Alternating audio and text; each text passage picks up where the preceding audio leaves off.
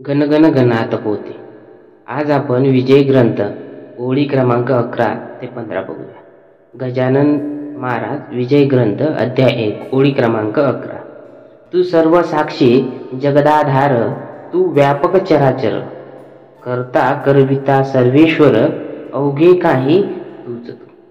या ओवीत दासगणू महाराज परमेश्वराच्या सर्व व्यापकतेचा आणि सर्व शक्तिमान स्वरूपाचा गौरव करतात. ते म्हणतात की हे ईश्वर, तू सर्व काही पाहणारा, सर्व गोष्टींचा साक्षी आहेस. तूच या जगाचा खरा आधार आहेस. संपूर्ण चराचर विश्वात तूच व्यापक आहेस.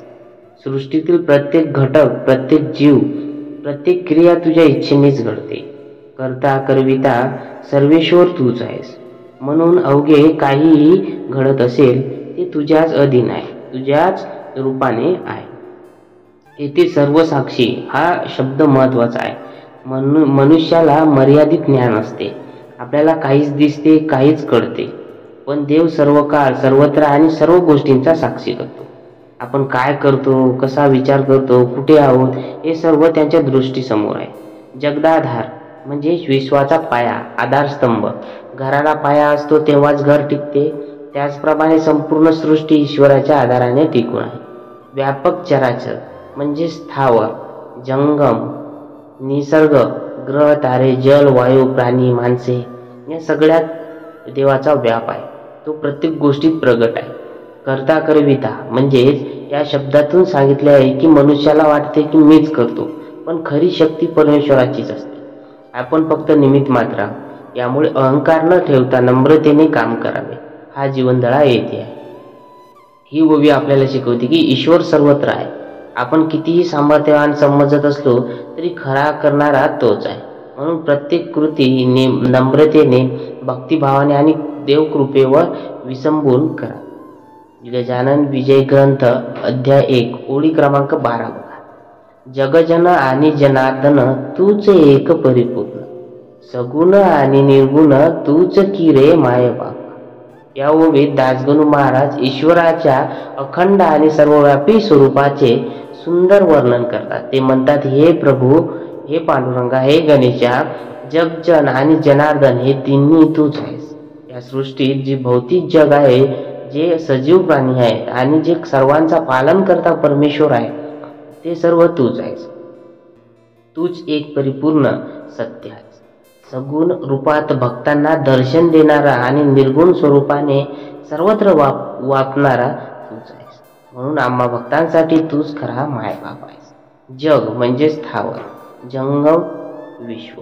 जन म्हणजे या जगात राहणारे प्राणी, माणसे, आणि जनार्दन म्हणजे सर्वांचा पालन करता परमेश्वर.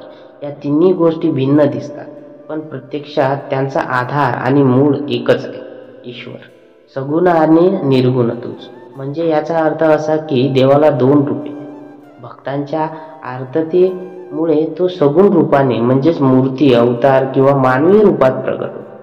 परंतु त्यांचे खरे तत्व निर्गुण आहे, ज्याला आकार नाही, रंग नाही, स्वरूप नाही, पण तो हे सर्वत्र पसरलेला आहे. या द्वंद्वाद्वंती देव खराच आहे. माये बापा म्हणजे हा शब्द दासगणूंच्या भक्तिभावाचा परमोच्च टप्पा दर्शवतो. देव फक्त न्याय करणारा, दूर बसलेला सत्ताधीश नसून तो आपल्या लेकरांचा खरा आई वडील आहे. आई जशी मुलांना प्रेम, संरक्षण व अन्न देते आणि बाप जसा आधार देतो, तशीच देवही भक्तांना खरा माय बाप आहे. या ओवीतून आपल्याला संदेश मिळतो की ईश्वरापासून काही वेगळे नाही. आपण त्यांच्यातूनच निर्माण झालो आहोत आणि त्यांच्यातच विलीन होणार आहोत. म्हणून त्यांच्यावर अखंड प्रेम आणि विश्वास नक्कीच ठेवावा. ओळी क्रमांक 13 बघूया. ऐसा तुझा अगाध महिमा, जो न कळे निगमागमा, जो न कळे निगमागमा, तेथे काय पुरुषोत्तमा या गणूचा पाड असे. म्हणजे या ओवीत दासगणू महाराज पुन्हा एकदा देवाच्या अवर्णनीय आणि अगाध महिमांचा उल्लेख करतात. ते म्हणतात की हे प्रभू, तुझ्या महिमा इतका अगाध आहे की तो वेद, शास्त्र आणि आगम यांनाही पूर्णपणे समजत नाही.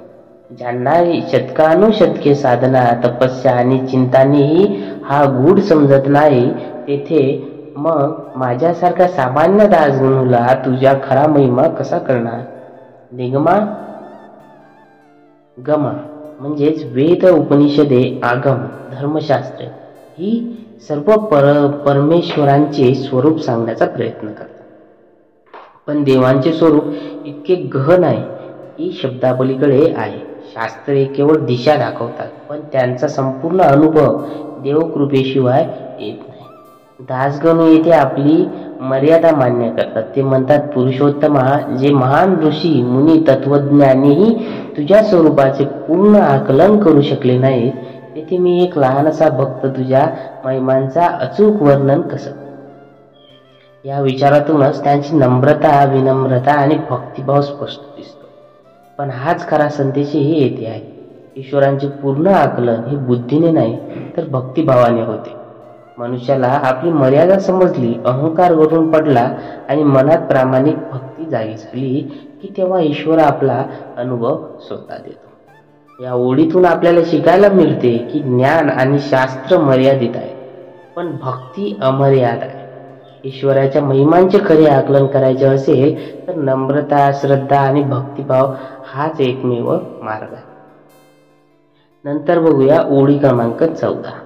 रामकृपा जेव्हा झाली तेव्हा माकडा शक्ती आली, गोपतेही बनले बली, यमुने तीरी गोकुळात. म्हणजेच या ओवीत दासगणू महाराज एक महत्वाचा तत्वज्ञानात्मक विचार मांडतात. ईश्वर कृपेचे सामर्थ्य ते सांगतात की जेव्हा श्रीकृष्णाची म्हणजे श्रीरामाची कृपा झाली तेव्हा साधे माकड सुद्धा अद्भुत पराक्रमी झाले.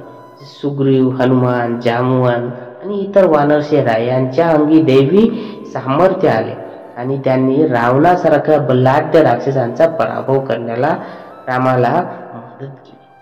हे कार्य त्यांच्या स्वतःच्या सामर्थ्याने शक्यच नव्हते, तर श्री रामकृपेनेच साध्य झाले.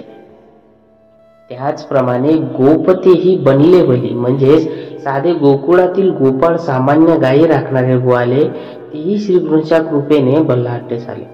यमुना तीरी गोकुळात त्यांनी अनेक संकटांना तोंड दिले. पूतना, अघासूर, बकासूर अशा असुरांचा नाश कृष्ण कृपेनेच झाला. सामान्य गोप कृष्णांच्या सहवासामुळे अद्वितीय शक्तिमान झाले. या दोन उदाहरणावरून दासगणू एकच संदेश देतात. ईश्वराची कृपा झाली की दुर्बलही बलवान होतो, अशक्य काहीही शक्य होते. माकड आणि ग्वाले हे सुद्धा सामान्य श्रेणीतील होते, पण देवकृपेने त्यांनी सामान्य म्हणजे असामान्य कार्य केले जे सामान्य लोक करू शकत नाही. यांची थेट जीवनगळा असा आहे की आपण कितीही लहान असलो, कितीही दुर्बल वाटलो तरी जर आपल्यावर देवाची कृपा असेल तर आपण मोठमोठ्या अडचणींवर मात करून यश मिळवू शकतो. आपल्याला फक्त श्रद्धा, नम्रता आणि सतत प्रयत्न ठेवायचे आहे. या दासगणू ओळीतून भक्तांना सांगतात की अभिमान नको, देव कृपा हवी. कारण अभिमानाने माणूस खाली पडतो, पण देव कृपेने तो उंचावतो. ओवी क्रमांक आपण 15 बघूया. तुझी कृपा वाया जाण नाही धनाचे प्रयोजन, चरणी होता अनन्य तू त्याते सहाय्य करीशी. मग या ओवीत दासगणू महाराजांनी भक्ती, श्रद्धा आणि कृपाशक्ती यावर सुंदर भाष्य केले आहे. ते म्हणतात, जेव्हा एखाद्या भक्तावर तुझी कृपा होते तेव्हा त्या भक्ताच्या जीवनात धन्य, वैभव, मोठेपणा यांची काहीच गरज भासत नाही. कारण देवकृपा ही सर्वात मोठी संपत्ती असते. नाही धनाचे प्रयोजन म्हणजेच देवाच्या कृपेमुळेच जगातील सर्व सुख, शांती, आनंद मिळतो.